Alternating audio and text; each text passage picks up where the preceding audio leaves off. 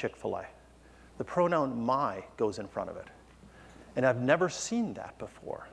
So we went down and spent some time with them to try to understand what is it that drives that level of consumer passion, that it's my Chick-fil-A. And this is one of the things, of a myriad of things they do, that is reciprocal altruism. Once a year, not in all the restaurants, but in a lot of the restaurants, they close down the restaurant and they have daddy-daughter date night. They go to their best customers and they ask their dads to take their daughter on a date night. They put white tablecloths in their restaurants. They put a rose. They put in the bottom left-hand corner a card on the table of questions to ask your daughter, because they know that we males are incapable. Brilliant insight. And then they take a digital photograph of you and your daughter. And they send you that. This costs them nothing. A tiny percentage of their consumers undergo this experience. This is one of the rules that you're going to learn about advocacy, is the rule of small numbers. A tiny percentage of their consumers undergo this experience. All of their consumers know about the experience. The rule of small numbers. This is how advocacy works. This is an act of giving and expecting nothing in return. They don't do this as a promotion. I know it's easy to see it that way. That's not how they do it. This, too, is an act of giving. Tide loads of hope. You know, from our former company, we're all familiar with this.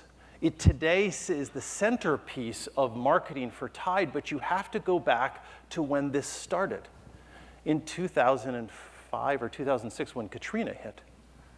And the insight that the brand had that washing your clothes is a human act of dignity in the middle of a crisis like this. And so we sent some trucks down there with some washing machines on it. 11,000 loads of laundry were done. 11,000 loads of laundry, about 2,000 families. Hundreds of thousands of families were displaced. Millions of families know about Tide Loads of Hope. It's the law of small numbers. An act of giving and expecting nothing in return. Now, by the way, the Tide brand is now using this as a centerpiece of its marketing. I am going to be personally fascinated to watch. Have we suddenly turned it and said, look at me, and it no longer is a genuine act of giving? I don't know. I don't know, but it's something to watch. These are two examples, and I can give you many more, where people who are doing reciprocal altruism are winning in the marketplace. Okay, remember, I'm going to go back real quick. Then the second one is this interact, listen, and respond model. Interact, listen, respond, as psychologists teach us, this is how we develop relationships. If any of you have ever moved and gone into a new location, this is how you form friendships. You do something with somebody, you interact with them, you listen, you respond back, which causes more interaction, which causes more listening, which causes more response. Pretty simple model. So what do we do as marketers? We're really good at interacting with the consumer. We're really good at it. And we're getting better at listening. We're putting digital listening tools in. And we suck so bad at responding. If we respond, we say things like, thank you for your feedback. When's the last time you said that to a friend? Thank you for your feedback. Or imagine you and I have just met each other. And we've done some interaction together, and I am listening to you so intently. But I never say anything back. How long would you stay in the relationship? Not very long. Not very long. That's exactly what we do to the consumer. It's exactly what we do to the consumer. We don't respond in genuine and authentic ways. And you can say, yes, Steve, but it's a scale issue. I can't do it that way. And yet, people are. The SAP folks, to show you this extends out into the B2B community. The SAP folks have a series of communities. I'm a member of their CMO community. They use an interact, listen, and respond model inside of that, and SAP's winning in the marketplace. This is Cisco.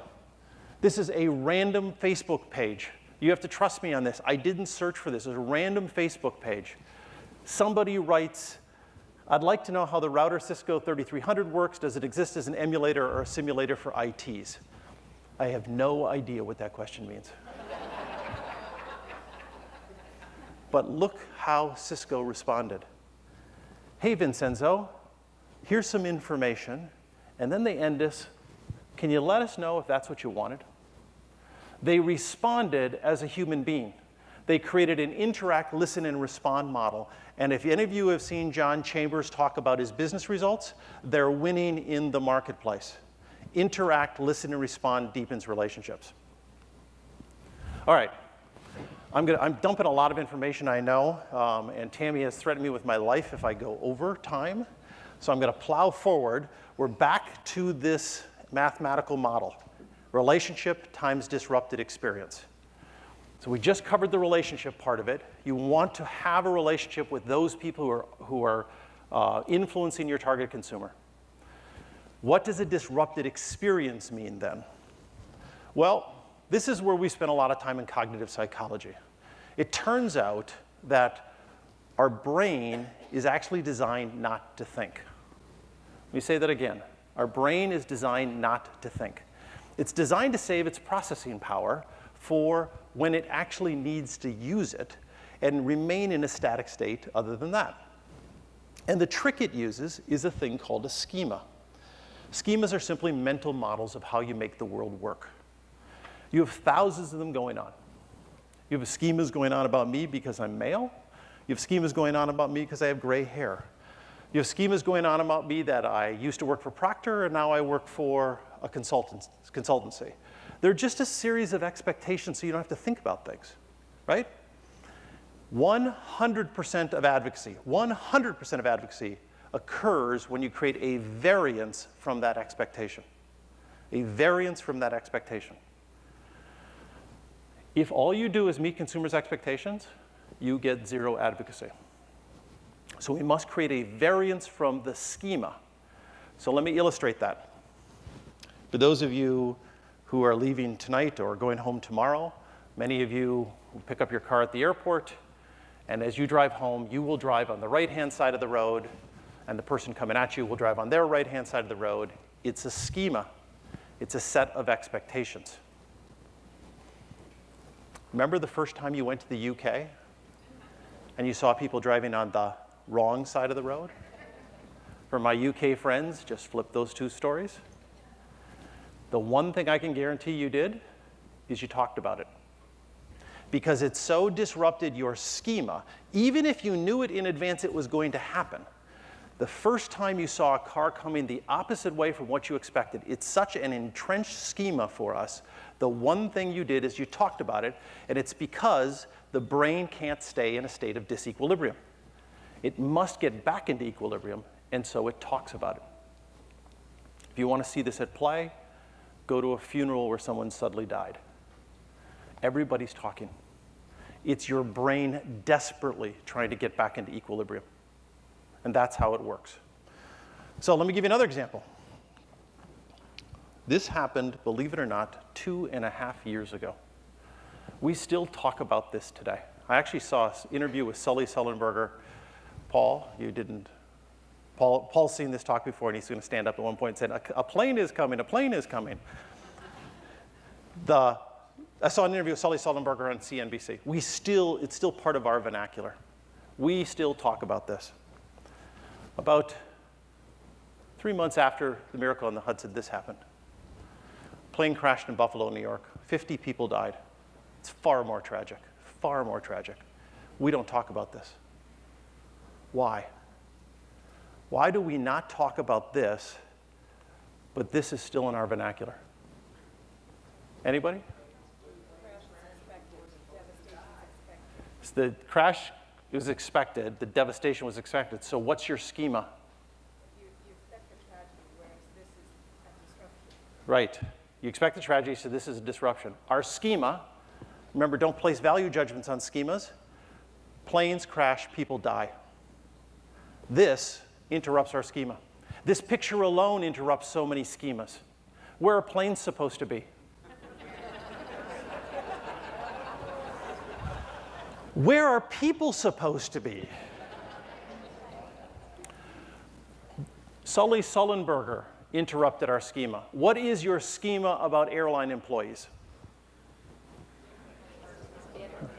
Yet this guy walked the airplane twice to make sure there was nobody left on it before he would leave that airplane. There were so many schemas that were disrupted, we still talk about this today. This is just a classic illustration of it. So the first way you create a disruptive experience is disrupting a schema. There is a second way called a conceptual blend. And a conceptual blend is where you take two seemingly unrelated schemas, you push them together into a new third schema. And if you can do that successfully, the consumer will attribute the new third schema to you, and your competitor can't attack you for years. This is a very powerful research and development tool, a conceptual blend. The best example here is the Apple iPhone. When you do schema research, you know you're playing in schema territory when the consumer starts using analogies, because they don't have words for schemas. So they start saying like, not in a Valley Girl kind of way, but instead in a, I'm trying to describe something. So the Apple iPhone was like a cell phone and like a computer. And it was meshed into a new third schema. It's been 5 years before Apple iPhone has been successfully attacked. 5 years. Remember the brand, the Hummer? Right? Now, it's been destroyed for a whole bunch of other reasons, but do you remember how much advocacy occurred on the Hummer? How much word of mouth occurred on the Hummer? It was like a truck, and it was like a tank. Never successfully attacked. Never. Land Rover tried, Mitsubishi tried, never successfully attacked. If you can create a successful conceptual blend, you can win in the marketplace. All right. It's just not quite that easy, though. There's a third concept I've got to lay out. So I believe the marketing world's built backwards. Those of you who are marketers, you know there's agencies in the world that'll come in and say, let us build you the next viral video. Let's go create the next game for you. Those are simply the buzz tactics. Hopefully, what you've come to understand is underneath that has to be this idea of a schema disruption. But there is a third concept here called the foundational truth of your brand. And these three things must be connected. You cannot vary from the foundational truth of your brand. Let me give you an illustration.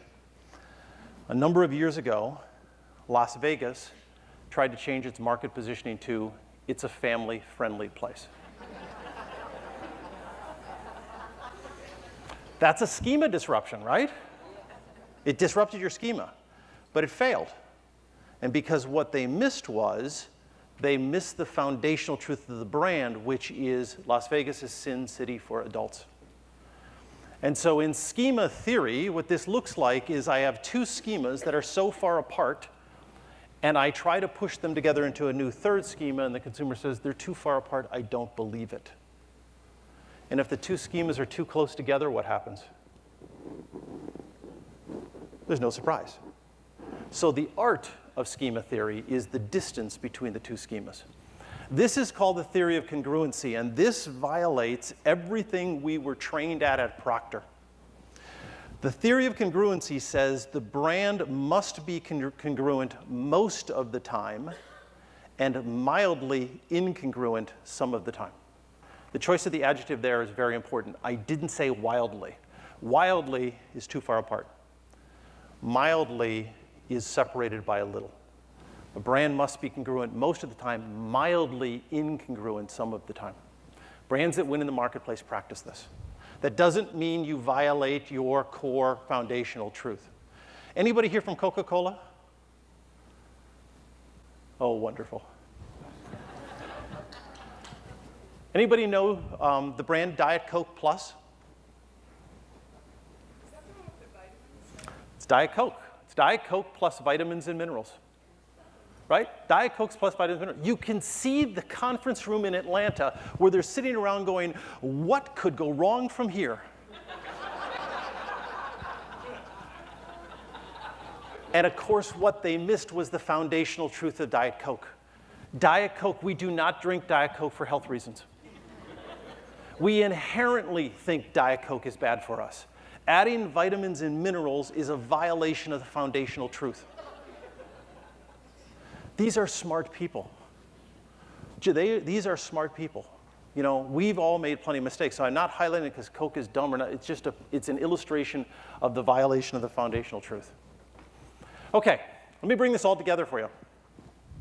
Let me show you some designs here. This is for aging baby boomers. Really cool stuff. So on the left is this thing called the Mikan ball, which is a purifying bath water plus aromatherapy that you put in your bath, which really helps aging baby boomers as they move into society. Then there's some new, look at the designs on new mobility. Aren't those cool? I mean, like, how great is that kind of design for aging baby boomers? Do we have a little trust amongst me right now? I mean, have I set some credibility? So on that formula, has my relationship with you gone from 0 to at least something higher than it was? So let me advocate for you.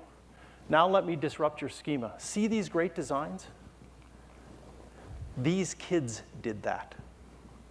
These kids did that. This is a not-for-profit I work with called the Live Well Collaborative. I do this for 2 reasons. One, I want to advocate to you the Live Well Collaborative. I am advocating to you, if you are interested in aging baby boomers, please contact the Live Well Collaborative. This is a phenomenal joint venture with the University of Cincinnati and Procter and Boeing and Kraft and Hillrom. It's a great thing. But what I'm also illustrating to you is we had a relationship we began to form. Your trust level of me went up from 0 when I stood on this stage to something higher. I disrupted your schema by saying those great designs came from college kids. That's a schema disruption. And advocacy now occurred. All right. Let me just, I'm going to wrap this up so we can leave 5 minutes for questions. There's a process here. There's a process of how you bring this alive. We at BCG believe there are 3 steps to the process: setting the vision, understanding the core audience, and designing and implementing the program. Frankly, this is the next slide that I said if you're only going to take things away, this is the slide I want you to take away. It says, these are the questions you have to ask and get answered. And some of them are questions you've never asked before. What is the foundational truth of my brand? What are the schemas that are at play on my brand, on my category, on my competitors? Who influences my target consumer? What is the segmentation for that? This is new work. It's transformative, but companies that are using this are winning in the marketplace. I encourage you, as you get started on this path and this journey of relationship and advocacy marketing, pilot this stuff. Don't jump off the cliff. You're going to learn that your systems, the skill sets of your people, your work processes, your reward and recognition systems are all misaligned. Your metrics, all misaligned. This requires a new way, a transformative way of working. And so we always recommend pilot, pilot, pilot, but you will learn so much and you will win in the marketplace. The data on this is just too strong. This is the future. And so with that, I'd like to open it up. I've got 5 minutes to just take a couple of questions. Yes, sir. I think there's some mics.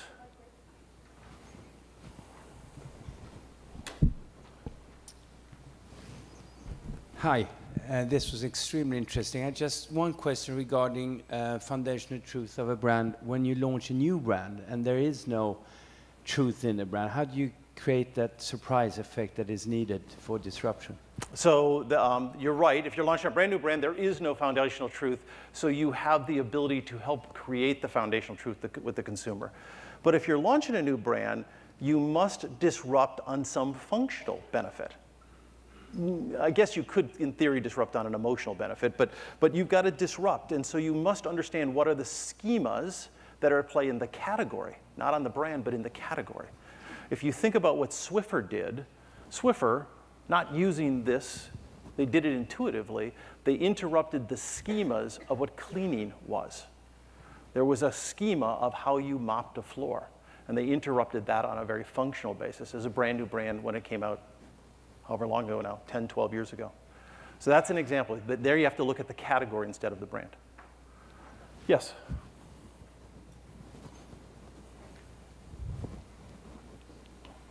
What are the chances we could get your slide deck? Yes.